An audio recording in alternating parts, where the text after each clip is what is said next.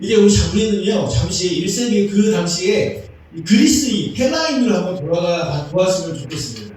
만약 1세기에 우리들이 이러한 복음을 유대인들로부터 들었다면 우리는 어떤 생각을 했을까요? 지금 말도 안 돼, 신이 어딨어? 이렇게 얘기하는 사람들이 대부분이겠죠. 그런데 1세기에 있는 사람들은요, 모든 사람들이 신의 존재를 분명하게 믿고 있었습니다. 모든 나라가 자신들만의 신전을 가졌고요. 그리고 그 신전에 있는 우상들을 만들어서 그 나름대로 자신들이 우상을 섬기고 있는 그런 시대가 바로 1세기 시대였다는 것입니다. 아마도 이스라엘에도 우리나라처럼 능력있고 힘있는 그런 신이 존재하나 보다라고 이렇게 아마 생각하지 않았을까라는 생각이 드는데요. 당시 이 그리스 신화에 대해서 관심이 많으신 분들은 아시겠지만요. 그리스에는요, 아주 수많은 신들이 존재합니다. 그 중에 12개라고 할게요. 우상이니까. 12개의 신이 존재하는데, 그것은 주인의 신이다, 능력이 많은 신이다 라고 해서 주신이라고 이렇게 이야기를 합니다. 그 다음에 그 밑에 그 주신보다는 못하지만 그래도 능력이 있는 신, 그 신들을 버금신이라고 하는데, 이 버금신이 또 12개가 존재합니다. 그리고 그 밑에 정말 셀 수도 없는 많은 신들이 존재하는데, 이들을 하급신이라고 이렇게 표현을 한다고 합니다.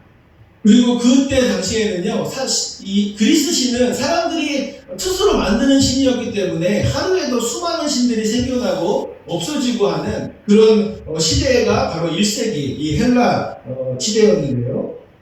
예수님처럼 죽었다가 살아나고 하늘로 날아 올라가는 신의 능력주는요, 그들이 믿고 있는 신들의 능력에 비하면 별것 아니다라고 아마 생각했을 거라고 저는 생각합니다.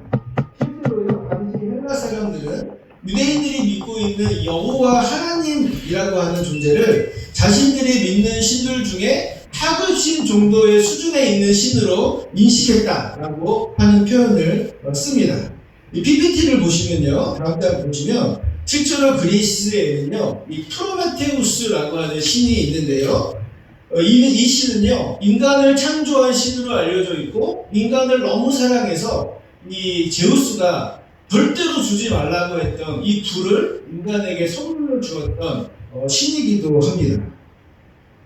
결국 이 제우스에게 심판을 받게 되어서 이 코카소스 산이라고 하는 곳에 절대로 끊을 수 없는 쇠사슬에 묶여서 독수리가 날아와서 그의 간을 쪼아먹는 형벌을 받게 되었는데요. 이 간이 쪼아져서 없어지면 다시 재생해서 다시 독수리가 와서 쪼아먹는 그런 식으로 아주 끊임없는 고통을 받는 형벌을 받은 그 그리스 신이 이 프로메테우스라고 하는 신인 것입니다. 그러니까 이 그리스인들 입장에서 하나님이 사람을 창조하셨습니다라고 하니까 이 프로메테우스 정도의 능력을 가진 신인가 보다라고 이렇게 생각을 한 것입니다. 그리고 예수님이 이 땅에 내려오셔서 죽었다가 부활하시고 이 프로메테우스도 간을 쪼아먹으면 죽을 만한 고통일 거 아니에요, 그렇죠? 근데 계속 살아납니다. 계속 간이 살아나니까. 그리고 다 하늘로 승천하셨다고 하니까 그리스 신들은요, 하늘 나는 건 기본이거든요. 그러니까 막 날아다니는 그런 신들이 있으니까 아마 이 프로메테우스 같은 수준의 신이다라고 이렇게 아마 생각을 하는 것입니다. 이런 헬라인들이 보기에 예수님은 이런 프로메테우스와 같은 하급신의 아들이니까 그냥 일반적인 수준의 신으로 밖에는 아마 인식되지 못했지 않았을까라는 생각이 드는 것이죠. 예수님께서 한 사람의 몸을 입으시고 이 땅에 내려오셔서 하신 능력만을 놓고 본다면 헬라인들이 생각하는 이 하급신들과 같은 수준이다라고 하는 것은요, 틀린 말은 아닐 것입니다. 그들은 말할 것입니다. 죽었다 부활하고 하늘을 날아다니는 신 정도는 우리들한테도 많이 있어. 왜 너희들은 왜 예수 그리스도만 믿어야 한다고 주장하는 것이냐 라고 이렇게 이야기를 한다는 것이죠. 그런데 우리는요, 확실히 알아보아야 할 게 있습니다. 예수님께서 자신의 능력이 얼마나 크고 내가 얼마나 위대한 왕인지를 알리기 위해서 육신을 입으시고 죽으시고 부활하시고 승천하신 것이 아니라는 것입니다. 만약 예수님께서 자신의 능력을 드러내기 위해서 이 땅에 오셨다면 제우스나 포세이돈, 하데스와 같은 사람들이 가장 위대하고 능력 있다라고 말하는 이러한 신들보다 훨씬 더 큰 능력으로 이 땅에서 우리들에게 보여주셨을 것이라는 것입니다. 우리가 생각해 보아야 하는 것은요, 그럼 예수님이 자신의 능력을 드러내기 위해서 이러한 일들을 하신 것이 아니라면 도대체 왜 이 땅에 내려오시고 죽으시고 또 부활하는 능력을 보여주시고 또 하늘로 막 승천하셔서 하나님 우편에 앉게 되셨는가 라는 것을 우리는 먼저 알아야 하는 것입니다. 히브리서 기자는요, 이 물음에 대해서 정말 짤막하지만 단호하게 기록해 주어 있는 것을 볼 수 있는데요. 우리 히브리서 2장 9절 말씀을 함께 읽어보도록 하겠습니다. 시작. 오직 우리가 천사들보다 잠시 동안 못하게 하심을 입은 자 곧 죽음의 고난 받으심으로 말미암아 영광과 존귀로 관을 쓰신 예수를 보니 이를 행하심은 하나님의 은혜로 말미암아 모든 사람을 위하여 죽음을 맛보려 하심이라. 아멘.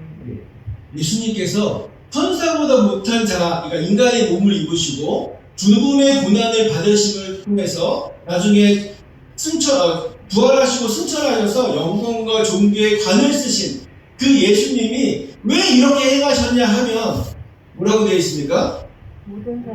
모든 사람을 위해서 이렇게 하신 것이다 라고 이렇게 히브리서 기자가 기록을 하고 있는 것입니다. 그러니까 예수님께서 이 땅에 오셔서 행하신 모든 일은 내가 얼마나 위대한 신인지를 보여주기 위해서 이렇게 행한 것이 아니라 모든 사람을 위해서 그렇게 하셨다라고 그렇게 기록을 하고 있는 것입니다. 그러면 한번 생각해 보십시오. 예수님이 사람의 모습으로 이 땅에 내려오셨다가 십자가에서 못 박혀 죽으십니다. 그리고 3일 만에 부활하시고 또 40일 만에 하늘로 승천하셔서 하나님 보좌 우편에 앉으셨습니다. 그냥 신이 내려왔다가 죽었다 부활해서 올라간 것 뿐이라는 것입니다. 그런데 왜 이 일이 모든 사람을 위한 일이 된다라고 이렇게 기록을 하고 있는 것입니까? 예수님께서 행하신 모든 일들이 모든 사람들과 도대체 무슨 상관이 있길래 히브리서 기자는 인간을 위해서 그렇게 하셨다라고 기록한 것입니다. 예수님께서 행하신 일들을 왜 우리는 복음이다라고 이렇게 부르는 것입니까? 이 질문에 대답을 하기 위해서 사도 바울이 기록한 글을 함께 읽어볼 텐데요. 왜 예수님의 이렇게 행하신 일들이 우리와 밀접한 관계가 있는가에 대해서 보다 명확하게 설명해 주고 있다라고 생각이 듭니다. 에베소서 2장 4절, 5절, 6절을 같이 한 목소리로 읽어보도록 하겠습니다. 시작. 긍휼이 풍성하신 하나님이 우리를 사랑하신 그 큰 사랑을 인하여 허물로 죽은 우리를 그리스도와 함께 살리셨고 너희는 은혜로 구원을 받은 것이라. 또 함께 일으키사 그리스도 예수 안에서 함께 하늘에 앉히시니. 아멘. 이 말씀을 읽어보면 예수님의 죽으신 부활 승천이 왜 우리에게 복음이 되는가를 보다 잘 이해할 수 있는 말씀이라고 생각이 들어서 선택했는데요. 사도 바울은요, 그리스도와 함께 살리셨다, 그리고 또 함께 일으키셨다, 그리고 함께 하늘에 앉히셨다 라고 하는 말씀을 통해서 우리의 영적인 위치가 이 사망의 위치에서 하나님의 나라의 위치로 변함이 없다라는 것을 에베소 교회에게 알려주고 있는 것입니다. 그리고 인간이 원래 창조되었던 목적인 세상을 다스리고 관리하는 이 통치자, 왕의 모습으로 다시 세우기 위해서 함께 승천하시고 하나님 옆에 앉으신 것입니다. 그러니까 예수님의 죽으심, 부활, 승천은 하나님의 아들로서 엄청난 능력을 보이시기 위해서 하셨던 일이 아니라 영적으로 죽어있는 우리들을 살리시고 하나님 보좌 우편에 앉으시기 위해서 예수 그리스도께서 하신 일인 것을 우리들에게 말해주고 있다는 것이죠. 아멘. 예수님의 부활은 우리들의 부활이 되는 것이고 예수님의 승천은 우리들을 하나님의 우편에 앉히시기 위한 예수님의 거룩한 사랑의 표현이 되어지는 것입니다. 아멘. 이것이 히브리서 기자가 예수님의 삶 전체가 우리 모든 사람을 위해서 하신 일이다 라고 이렇게 규정하는 이유가 되는 것이죠. 아멘.